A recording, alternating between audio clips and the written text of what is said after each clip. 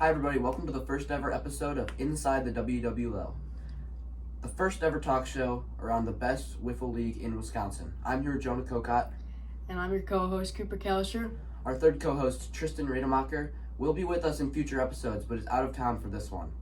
Now, we're going to move on to talk about some very interesting things around the WWL. Let's get into it. So now, Jonah Kokott, which teams do you think benefit from using a draft pick in the 2024 season? Well, definitely Aces because they struggled last year. Tundra because, again, just like the Aces, struggling season. Mm-hmm. Maybe Mustangs. I do have some options in mind for my team moving forward. Wizards, you saw what happened last year with them. I think crazy. I think these four teams definitely. What do you think about that?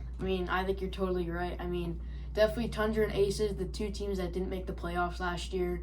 I'd say some teams that did make the playoffs. Maybe the Stars could use it with Henry Boston Woodville. He could definitely use some in-depth players to make his team even better than last year. And yeah. Let's go. Let's take a look at the Wizards right now. All right. Now, I don't mean to harsh on Josh Wolczak, but far and away deserves the MVP award last year. Mm-hmm. Best player. Worst captain. Worst captain. Controversial ending, but it never would have happened if he had just made his moves, signed his free agents.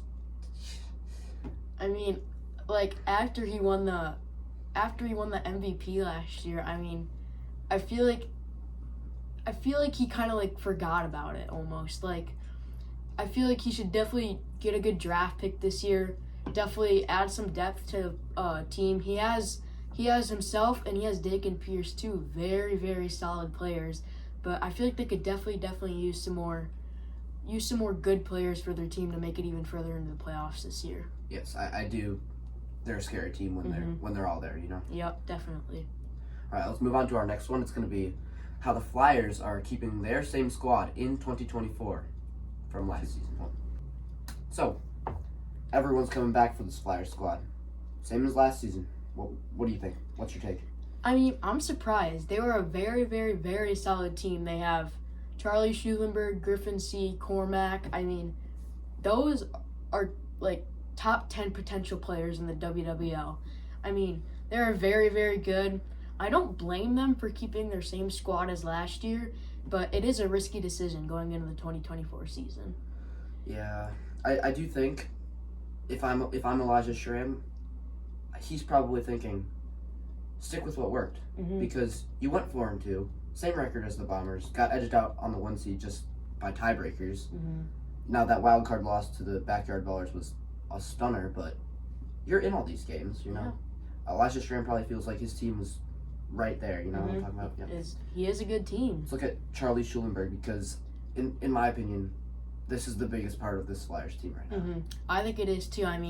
After he got suspended for the corked bat last year, he couldn't play in his last few games, so he really didn't get to prove himself that much last year, besides in the beginning of the season. And then in the middle of the season is when we saw that he was using a corked bat, so we had to suspend him for his last few games. He didn't even get to play in the playoffs that year, did he? Did not see their one playoff game. Yeah. Also was on an injury for a majority of that year. Yep, he did have an injury, and that I feel like if the Flyers had Charlie in the playoffs, they could have gone very, very far, possibly going to the championship game and maybe even win it with him. Yeah, I like the call from Elijah. I like what he's doing. I think develop these players. I think it's a good call. He's a smart captain, so I can't tell him what to do. He knows what he's doing, so we'll leave it up to him for next year for the Flyers. Yep. Let's move into rebrand news for Henry next on the show. All right. So now we're moving on to the Stars and Henry Boston Woodville. They're actually changing their name to the Knights and also a new logo. They're keeping a relatively same team as last year for Henry Boston Woodville and the Stars. What do you think about it? Just 1 year in the WWL for the Stars. Same team though. I think Henry Boston Woodville, he's a great captain, and he really took control of the team. I think he's turning it into what he wants it to be, and he's happy to be a Knight. Yeah. And I think this team's. I mean, my Mustangs blew out the Stars last year in the regular season, but in the playoffs it was a different story. So I think this team's going to continue to improve just as the months go on. Yeah. Now. All right, now let's move on to the Aces, seeing if they can have a better season than last year. So Cooper, what can this Aces team do to get back on track in 2024? I mean, they definitely need a draft pick the first thing of their season. I mean, definitely a good player they need a draft, and I was just so incredibly surprised that they went 1-5 last year. I mean, they have 3 incredibly good players consisting of Tristan, Griffin, and Nolan. Griffin being the first-round draft pick, and I mean, I was just very surprised that they went 1-5, and their one win was to my team, the Bombers, and it just surprised me. That's all I could say. What are your thoughts on it? Well, I think the big question for the Aces team is, does Griffin Carlson have what it takes? And the reason that's so big is because of the value he had at the beginning of 2023. Like, first overall draft pick in our first ever draft. Supposed to be a big player. Supposed to almost carry this team to victory. And no. If I had to guess, he batted 150, maybe 200. It wasn't good. Ton of strikeouts for him as well.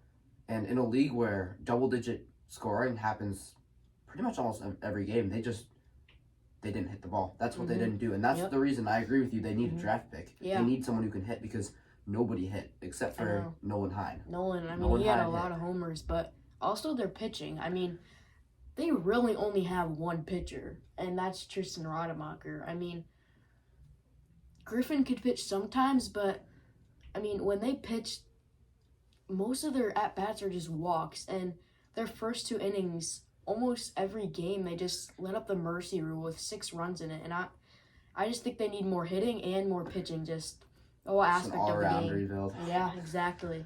I didn't think they pitched bad. Like, when Tristan Rademacher was having a good game, it was good. He was on point, It was good. Carlson was okay. He was pretty much okay at everything that season. But Nolan Hine never really disappointed us at the plate. I mean, he's a bright spot. I mean, he had a lot of homers. Honestly, I can't even say I was surprised. I mean, I just knew that he was a very good wiffle ball player.